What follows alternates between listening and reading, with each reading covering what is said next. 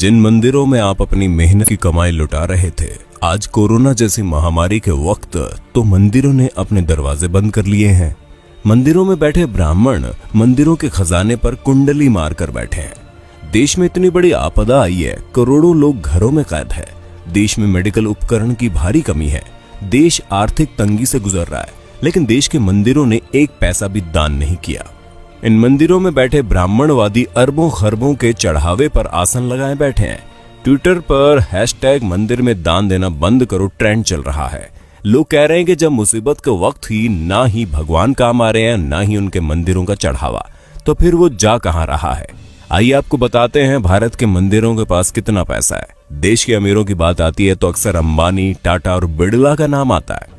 हालांकि आपको ये जानकर हैरानी होगी कि देश में कुछ मंदिर ऐसे भी हैं जिनके पास इन अरबपतियों से भी ज्यादा संपत्ति है। केरल का पद्मनाभ स्वामी मंदिर भारत के सबसे अमीर मंदिरों की सूची में आता है। यहाँ हर साल करीब 500 करोड़ रुपए का चढ़ावा आता है। 2016 में इस मंदिर की टोटल वेल्थ $22.3 बिलियन यानी कि करीब 1.47 लाख करोड़ रुपए आंकी गई। आंध्र प्रदेश के तिरुपति बालाजी मंदिर की टोटल वेल्थ 52,000 करोड़ रुपए है। मंदिर हर साल करीब 600 करोड़ रुपए की कमाई करता है। शिरडी साईं बाबा का टेम्पल देश के सबसे फेमस मंदिरों में से एक है। साल 2018-19 में लोगों ने यहाँ 679 करोड़ रुपए दान कर दिए। शिरडी मंदिर की कुल संपत्ति 2200 करोड़ से ज्यादा है। जम्मू के वैष्णो देवी मंदिर में सालाना 500 करोड़ से ज्यादा डोनेशन आता है। मंदिर के पास 1200 किलो से ज्यादा तो सोना ही है। वहीं मुंबई के सिद्धिविनायक मंदिर की सालाना कमाई 125 करोड़ से ज्यादा है। भारत में कुल 6,38,000 गांव है, 5,000 कस्बे और 400 बड़े शहर हैं। अमूमन हर गांव में मंदिर होता है। शहरों में तो देवी देवताओं के अलग अलग मंदिर होते हैं।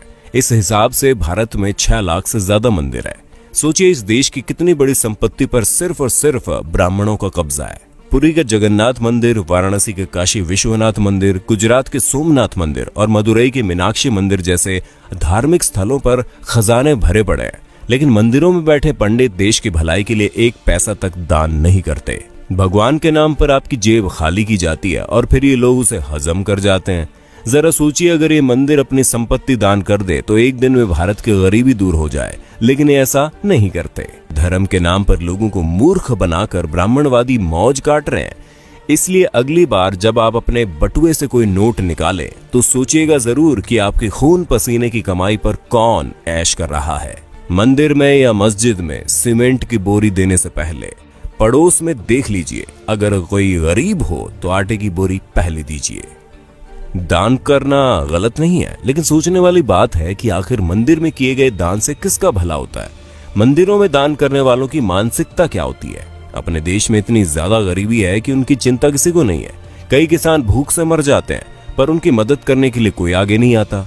लेकिन मंदिरों में लाखों नहीं बल्कि करोड़ का गुप्त दान दिया जाता है। आखिर इस दान से हासिल क्या होता है, किसको मिलता है इसका लाभ। हम एक बात साफ कर दें, हम कोई नास्तिक नहीं है। भगवान ने हमारी भी उतनी आस्था जितनी होनी चाहिए। लेकिन सोचने वाली बात यह है कि आस्था जताने के लिए मंदिरों में दान करना जरूरी है। अगर नहीं तो फिर जो लोग मंदिरों में बेतहाशा दान करते हैं उनके पीछे की मानसिकता क्या है। क्या उनको भगवान से किसी बात का डर रहता है? क्या ऐसे लोगों को जो कि काले धंधे करते हैं उनके मन में बात रहती है कि वो भगवान के मंदिर में कुछ दान करके अपने पाप से बच जाएंगे? हमें तो लगता है ऐसी ही किसी मानसिकता के वशीभूत होकर ये लोग लाखों रुपए दान करते हैं। लेकिन इनके दान से किसका भला होता है?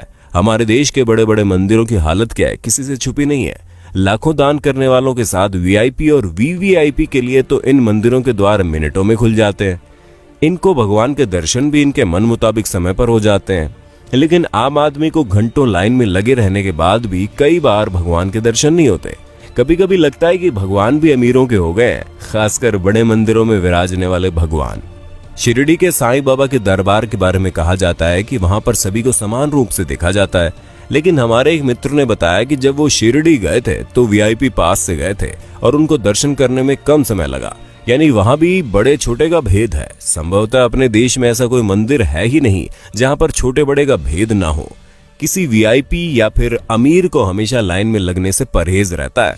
वे भला किसी गरीब के साथ लाइन में खड़े कैसे हो सकते हैं? लाखों का दान करने वालों को क्या अपने देश की गरीबी नजर नहीं आती? क्या ऐसा दान करने वाले लोग इन खैराती अस्पतालों, अनाथ आश्रमों में दान करने के बारे में नहीं सोचते। जिन आश्रमों में ऐसे बच्चों को रखा जाता है, जिन बच्चों में संभवतः ऐसे बच्चे भी शामिल हैं जो किसी अमीर की अय्याशी की निशानी के तौर पर किसी बिन ब्याही माँ की कोख से पैदा होते हैं, क्या लाखों दान करने वालों को अपने देश के किसानों की भूख से वो मौतें नजर नहीं आती? हम तो इतना जानते हैं कि किसी भूखे को खाना खिलाने से लाखों रुपए के दान से ज्यादा का पुण्य मिलता है। किसी असहाय और गरीब की मदद करने से उनके दिल से जो दुआ निकलती है वो दुआ बहुत काम की होती है। हम मंदिरों में दान करने के खिलाफ कतई नहीं है, लेकिन किसी भी मंदिर में दान उतना ही करना चाहिए जितने से उस मंदिर में होने वाले किसी काम की मदद हो जाए। जो मंदिर पहले से ही पूरी तरह से साधन संपन्न हैं, उन मंदिरों में दान देने का क्या फायदा। दोस्तों, अगर आपको ये वीडियो अच्छी लगी तो हमारे चैनल को सब्सक्राइब करना ना भूलें, अपने दोस्तों के साथ वीडियो को शेयर कर दें। धन्यवाद।